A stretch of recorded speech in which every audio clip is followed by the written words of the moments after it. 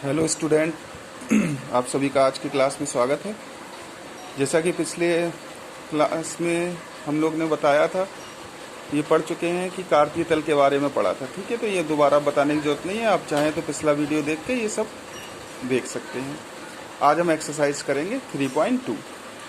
देखिए 3.2 एक्सरसाइज में पहला क्वेश्चन है, कार्तीय तल में किसी बिंदु की स्थिति निर्धारित करने वाली क्षैतिज और ऊर्ध्वाधर रेखाओं के नाम बताइए। ठीक है, तो ये आपको बताया था कि जो ये क्षैतिज रेखा है इसे कहते हैं एक्स एक्सिस, तो क्षैतिज रेखा का नाम एक्स एक्सिस हो गया।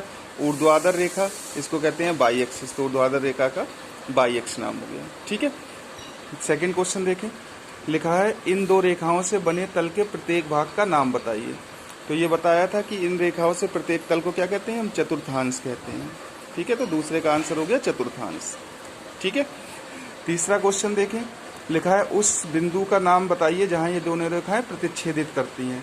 तो ये मैंने बताया था, जहां ये दोनों रेखाएं प्रतिच्छेदित करती हैं, ये काट रही हैं, उसे क्या कहते हैं, मूल बिंदु। तो इसका आंसर क्या हो गया, मूल।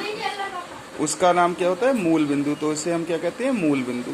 ठीक है, आगे देखिए, आगे है कि ये हमें ये बिंदु देख के इनके नाम बताने हैं। तो जैसे हम बी वाले बिंदु का नाम बताएं, तो बी देखो यहाँ ये b कहाँ पे आ रहा है, b के नीचे x पे -5 और सामने क्या आ रहा है 2, यानी इसकी वैल्यू हो गई -5, क्योंकि x की वैल्यू को पहले लिखते हैं। तो -5, 2, तो b का आंसर जो है अगर हम देखें तो क्या हो जाएगा, -5, 2।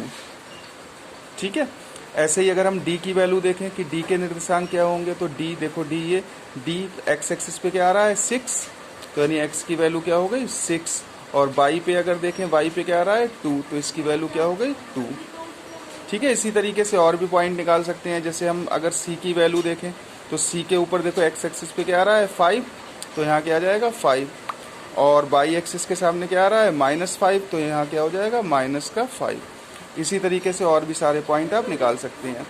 ठीक है, अब देखिए जैसे हमें ऐसा पॉइंट निकालना हो जो इन रेखाओं पे ही हो, या तो x वाली पे हो या y वाली पे हो। जैसे m की वैल्यू निकालनी है, तो m की वैल्यू निकालने के लिए देखो कि m जो है x, ये रहा x एक्सिस, तो x एक्सिस पे कहाँ है, x एक्सिस पे जो है ये चला ही नहीं है क्योंकि लाइन पे ही है, तो x की वैल्यू क्या हो जाएगी 0। और y की वैल्यू, इसके नीचे y की वैल्यू देखें, सॉरी गलत हो गया, यहाँ x पे कितना चला है, ये x पे चला है 3 पॉइंट -3, तो x की वैल्यू कितनी हो गई -3। और अगर हम देखें y पे ऊपर या नीचे ये चला ही नहीं है कहीं, तो y की वैल्यू क्या हो गई 0। ठीक है, इस तरीके से ये सारी पॉइंटों की वैल्यू आप निकाल सकते हैं। तो जितने भी ये क्वेश्चन है इन सब के आप आंसर कर लीजिएगा। आगे बात समझ में, आगे देखिए इसके बाद ये लिखा है एक बिंदु तृतीय चतुर्थांश में स्थित है, इसकी x अक्ष और y अक्ष से दूरियां दे रखी हैं, तो निर्देशांक बताओ। देखिए लिखा है तृतीय चतुर्थांश में, तो आपको बताया था तृतीय चतुर्थांश में दोनों वैल्यू क्या होती है माइनस। ठीक है, पहली वैल्यू x की, दूसरी वैल्यू y की। तो आप यहाँ पे जो क्वेश्चन है इसमें 3 और 4 है, x पे 3 है, तो इसका आंसर क्या हो जाएगा -3, -4। ठीक है, क्योंकि दोनों माइनस आएंगे और वैल्यू इसमें दे रखी है। आगे बात समझ में। आगे क्वेश्चन है द्वितीय और चतुर्थ चतुर्थांश में किन्हीं 5 बिंदुओं को लिखिए। तो कोई भी वैल्यू 1 से लेके इनफाइनाइट तक कोई भी नंबर लेके आप ले सकते हैं। बस ध्यान क्या रखना है कि द्वितीय और चतुर्थ के साइनों को ध्यान रखना है। ठीक है, जैसे कि ये द्वितीय चतुर्थांश में आपकी माइनस वैल्यू और दूसरी प्लस होती है, तो आप लिख सकते हैं 1 -1, 3। ठीक है, एक आंसर हो गया।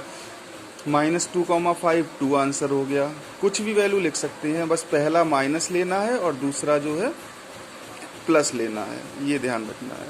ठीक है, इसी तरीके से 5 वैल्यू इसकी लिखेंगे और 5 वैल्यू इसकी, इसमें पहली वैल्यू प्लस और दूसरी वैल्यू माइनस लेके लिखना है। आगे समझ में।